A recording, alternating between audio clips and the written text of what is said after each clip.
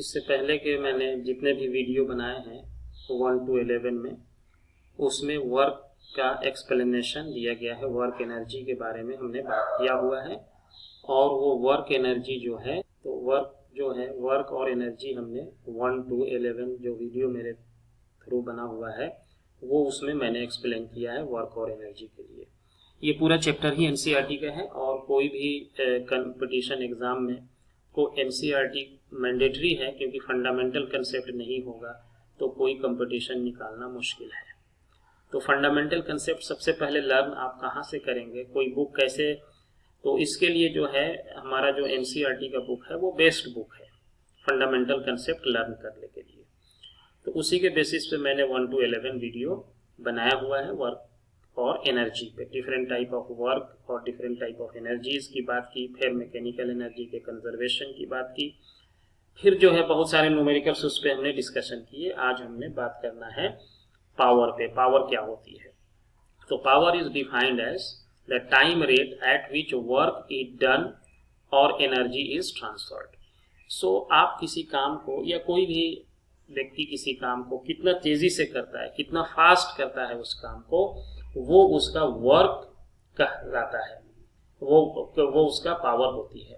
यानी कि जो हमारा पावर है किसी भी ऑब्जेक्ट के लिए, अगर हम पावर डिफाइन करें, किसी power equal to work done by time, या इसको आप कह सकते हैं एवरेज पावर है, ये वर्क डन बाय टाइम है। इंस्टेंटेनियस पावर भी हम डिफाइन कर सकते हैं। द इंस्टेंटेनियस पावर को कैसे डिफाइन करेंगे कि ये इंस्टेंटेनियस पावर हमारा जो डिफाइन होता है ये है dW/dt। Rate of change of work is called instantaneous power. जब ये टाइम इंटरवल हमारा बहुत स्मॉल हो जाए तो यही इंस्टेंटेनियस हो जाता है। जैसे कि वेलोसिटी के केस में भी आपने देखा था, इंस्टेंटेनियस वेलोसिटी क्या होता है, dx/dt होता है। ये इंस्टेंटेनियस वेलोसिटी कहलाता है, या सिंपली वेलोसिटी भी कहा जाता है। तो अब हम इसको जो है पावर को और थोड़ा ब्रॉड अप्रोच में देखते हैं। तो ये पावर क्या है आपका, अब ये मैंने अभी यहाँ लिखा P इक्वल टू dW। तो dW means force dot dr कह दीजिए, या dx कह दीजिए। ये r क्या है, हमारा पोजीशन वेक्टर है, एंड डिवाइडेड बाय ये dt हो गया। तो dr/dt क्या हो जाएगा, ये वेलोसिटी हो जाएगा। तो यानी कि इसको हम लिख सकते हैं F डॉट v, यानी फोर्स और वेलोसिटी का डॉट प्रोडक्ट क्या हुआ, पावर हो गया। वेयर v इज, ये v क्या है, ये हमारा इंस्टेंटेनियस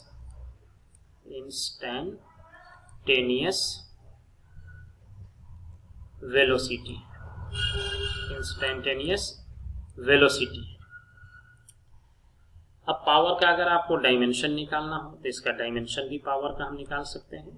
पावर का डायमेंशन क्या होगा, फोर्स का डायमेंशन क्या होता है, mL/t-2, एंड वेलोसिटी का डायमेंशन क्या होता है, लेंथ बाय टाइम। तो ये लेंथ बाय टाइम यहाँ डाल देंगे, और इसके बाद ये लेंथ से लेंथ मल्टीप्लाई हो जाएगा। तो mL का पावर 2 और t का पावर -3 हो जाएगा। तो इसका डायमेंशन जो है mL² t का पावर -3, यानी कि इसका डायमेंशन मास में 1 है, लेंथ में 2 है, और टाइम में -3 है। पावर जो है like work and energy is a scalar quantity. ये पावर जो है जैसे वर्क है, एनर्जी है, उसी तरीके से पावर भी क्या है, पावर आपका स्केलर क्वांटिटी है। Like work and energy, power is also scalar quantity,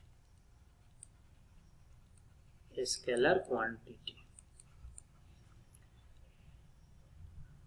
है पावर। अब पावर का जो यूनिट है, यूनिट ये क्या होगा, यूनिट क्या कहेंगे, वर्क बाय टाइम है। तो वर्क को किस में मेजर करते हैं, जूल, और टाइम को किस में मेजर करते हैं, सेकेंड में।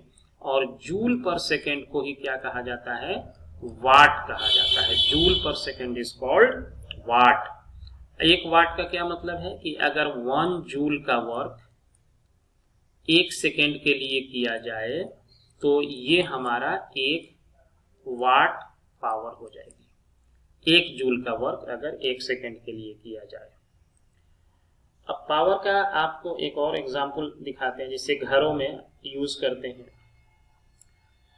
जो बल्ब आप यूज करते हैं उसको हम पावर के टर्म में एक्सप्लेन करते हैं कि उसको कैसे आप पावर, उसका इलेक्ट्रिसिटी का, बिजली कैसे हम मेजर करते हैं। एक और यूनिट है पावर को मेजर करने के लिए, हॉर्स पावर कहते हैं। 1 HP इक्वल टू 746 वाट होता है। ये एक हॉर्स पावर है, यानी कि एक हॉर्स का जो पावर है, एक घोड़े का जो पावर है, वो क्या करते हैं 746 वाट के बराबर होती है ये पावर। अब मान लीजिए कि आपके घर में एक इलेक्ट्रिसिटी का बल्ब है। मान लीजिए सपोज करिए कि घर में हमारे एक बल्ब है और वो बल्ब जो है 100 वाट का है। सपोज करिए कि 100 वाट का बल्ब है हमारे घर। तभी हमने पावर लिखा। पावर क्या है आपका, यानी कि ये वर्क डन बाई टाइम है, W/T है।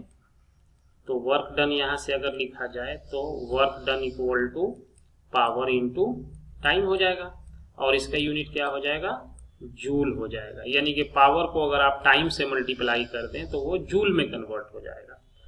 अब एक एग्जांपल मान लीजिए, घरों में, सबके घर में होता है। मान लीजिए कि 100 वाट का एक बल्ब है आपके पास, 100 वाट्स का एक बल्ब है, यानी कि ये पावर हो गया बल्ब का, पावर इक्वल टू 100 वाट हो गया। अब इस बल्ब को क्या किया जाता है, मान लीजिए कि 10 घंटा डेली जलाया जाता है। 10 आवर्स टाइम जो है, ये 10 आवर्स है, इसको 10 घंटे के लिए जलाया जाता है, डेली 10 घंटा यूज करते हैं।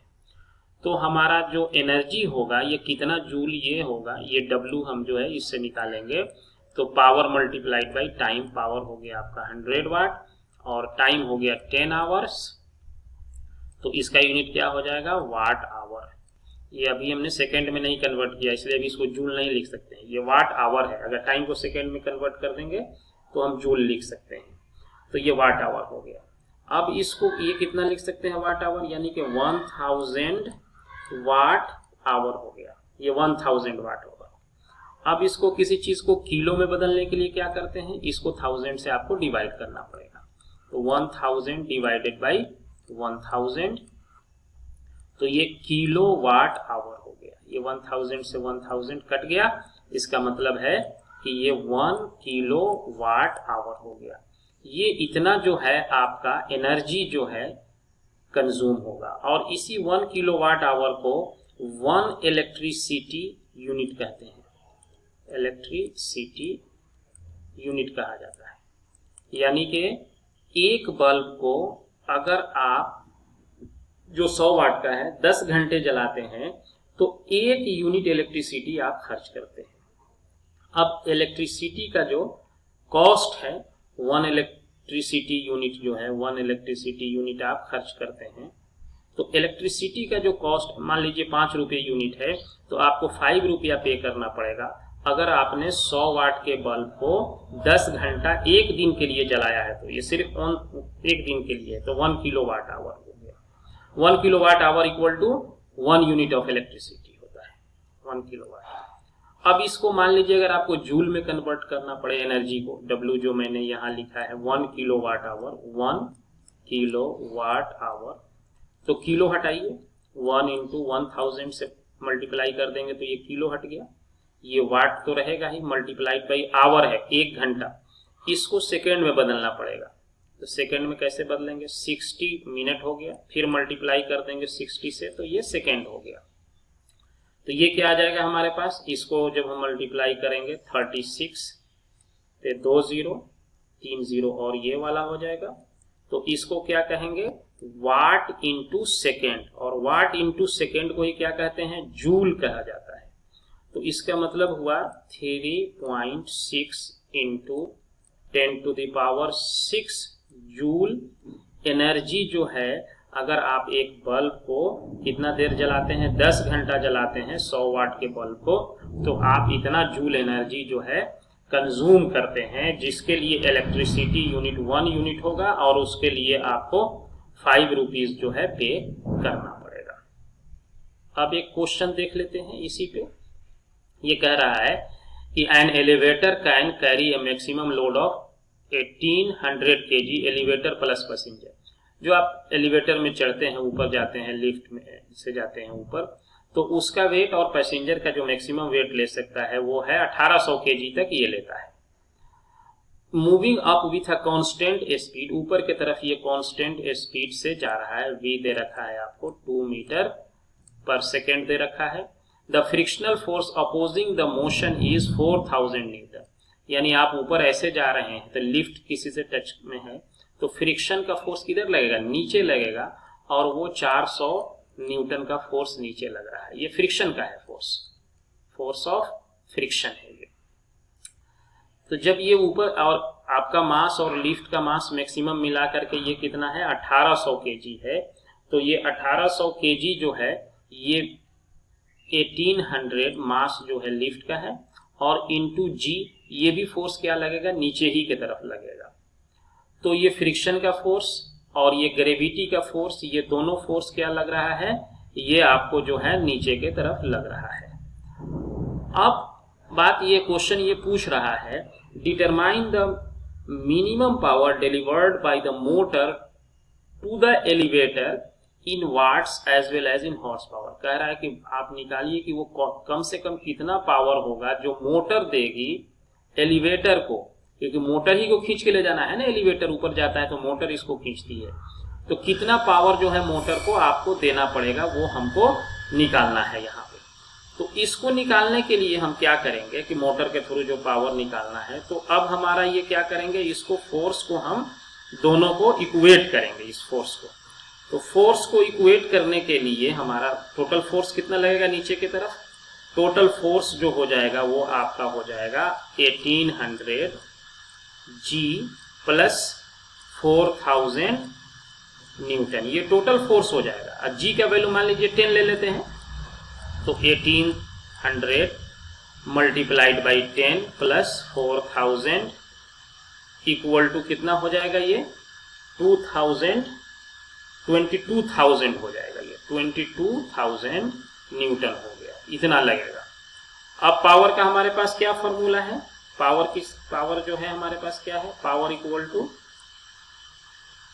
इक्वल टू देखिए हम क्या लिख सकते हैं, पावर इक्वल टू हमारा कितना हो जाएगा, अभी निकाले हैं फोर्स और वेलोसिटी का प्रोडक्ट। तो फोर्स आ गया 22,000 मल्टीप्लाइड बाई 2, यानी कि 44,000 वाट का पावर जो है लगेगा ये लिफ्ट को, एलिवेटर को ऊपर ले जाने के लिए। ये तो वाट में हो गया।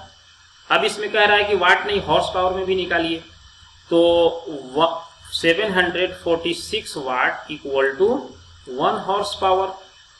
तो 1 वाट इक्वल टू कितना हो जाएगा, 1/746 वाट। अब आपके पास कितना है, 44,000 है, तो ये इतना क्या करेंगे, 1/746 मल्टीप्लाइड बाई 44,000। इसको जब आप सॉल्व करेंगे तो ये नियरली आपको आएगा 59 हॉर्स पावर, ये अप्रोक्सीमेटली 59 हॉर्स पावर आएगा।